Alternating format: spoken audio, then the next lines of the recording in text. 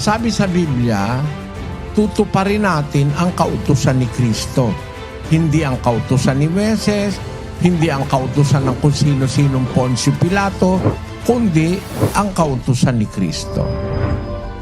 Maselan po kasi yung bagay na yan.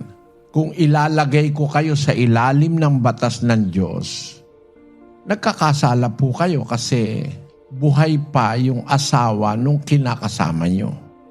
Sa party nyo, patay na asawa nyo, pwede na kayo na mag-asawa ng iba.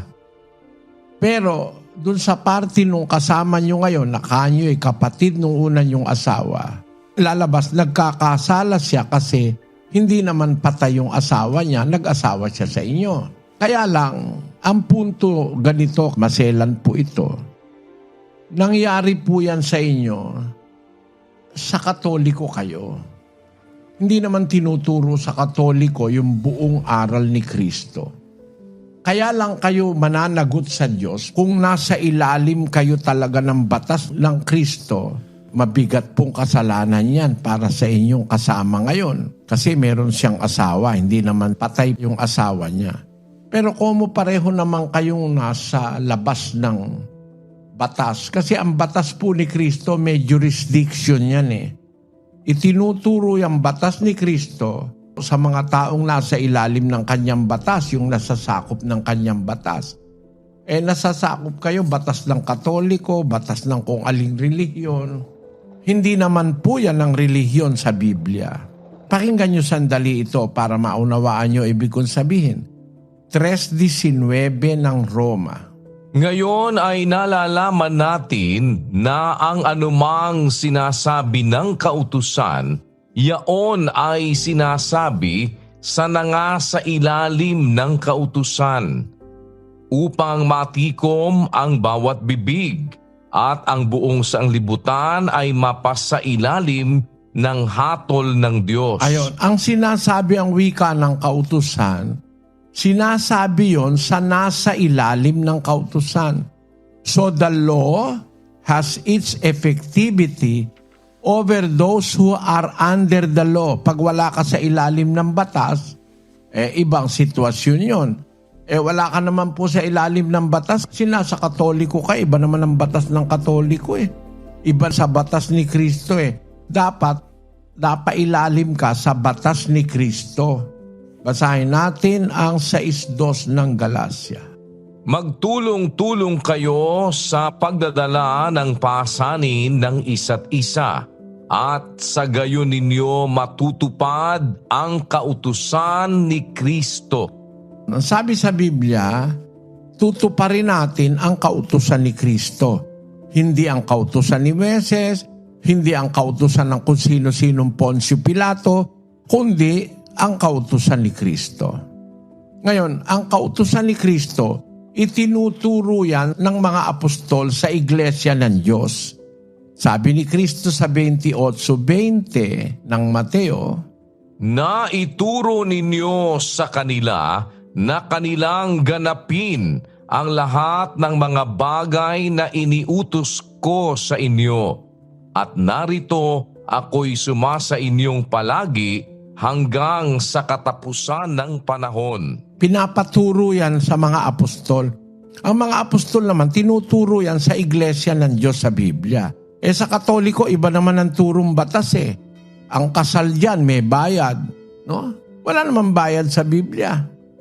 Bautismo dyan, may bayad. Wala naman bayad sa Biblia. Kaya magkaiba ang batas ng Katoliko kaysa sa batas ni Kristo. Sa batas ng Katoliko, kailangan meron kang ninong, may mga saksi, etc., etc. Sa batas ni Kristo, wala namang ganung kasal eh. Ang talagang tunay na batas na magtatali sa mag-asawa ay ang batas ni Kristo. 7:2 ng Roma. Sapagkat ang babae na may asawa ay itinali ng kautusan sa asawa, samantalang ito ay nabubuhay. Ang batas ni Kristo, ang babae na may asawa, itinali ng kautusan sa asawa, samantalang nabubuhay. Kaya sa batas po ni Kristo, bawal ang diborsyo. Kayong mag-asawa, sa ilalim ng batas ni Kristo, bawal ang pagdidiborsyo, ang separation. habang buhay nang nakatali ka dyan sa batas ni Kristo. Mateo 19:5. At sinabi, dahil dito'y iiwan ng lalaki ang kaniyang ama at ina, at makikisama sa kaniyang asawa, at ang dalawa ay magiging isang laman.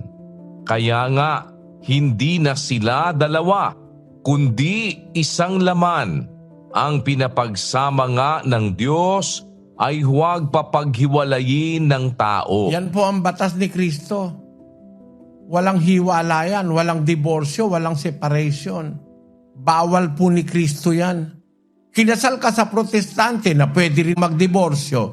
Hindi yan ang lehitimong batas ni Kristo. Ang lehitimong batas ni Kristo, aral sa iglesyang totoo, bawal ang hiwalayan. Bawal ang diborsyo. Bawal po yan. Ang pinagsama ng Diyos, hindi nararapat paghiwalayin ng tao. Nagkahiwalay na kayo. 15 taon na kayong hiwalay. Hindi ko naman kayo sinisisi kasi hindi naman tinuro sa inyo yan ng buong pagtuturo sa Katoliko. Kaya, yung asawa nyo, nung mamatay, nakasama nyo yung kapatid ng asawa nyo, na humiwalay naman sa kanyang asawa, na yung asawa naman niya nagkaroon na ng ibang asawa. Kaya lalabas po, kung nasa batas kayo ni Kristo, malaking pagkakamali. Pero kung wala naman kayo sa batas ni Kristo, hindi naman kayo nasasakop, hindi ko kayo sinisisi dahil hindi naman tinuro sa protestante, hindi tinuro sa Katoliko, yung mahigpit na batas ni Kristo tungkol sa pag-aasawa. Ang masasabi ko lang sa inyo, ganito.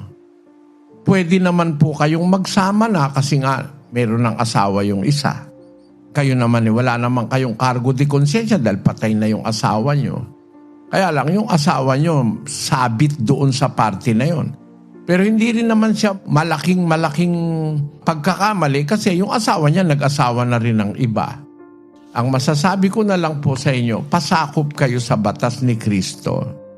Kasi pagka kayo ay nabautismuhan ng tunay na bautismo, lahat ng nagawang kasalanan sa umpisa, pinapatawad ng Diyos yun. Parang nagkaroon ka na ng bagong buhay. Yun po yung sinabi kay Apostol Pablo sa 22:16 ng Gawa. At ngayon, bakit ka tumitigil?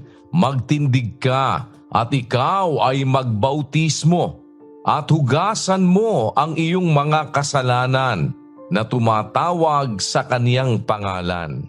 Ang kasalanan po ng taong nagagawa sa labas ng batas ni Kristo, napapatawad po yan ng bautismo.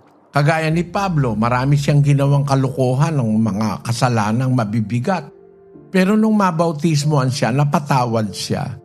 1:13 ng unang Timoteo. Bagaman ng una ako'y naging mamumusong at manguusig at mga alipusta, gayon may kinahabagan ako sapagkat yaoy ginawa ko sa di pagkaalam sa kawalan ng pananampalataya. Pagka ang kasalanan po, nagawa natin ang hindi mo naman alam na buo. Gaya ni Pablo, naging mamumusong ako, manguusig ako, mang-aalipusta ako. Gayon man, kinahabagan ako. Sapagkat yung ginawa ko sa di pagkaalam sa kawalan ng pananampalataya.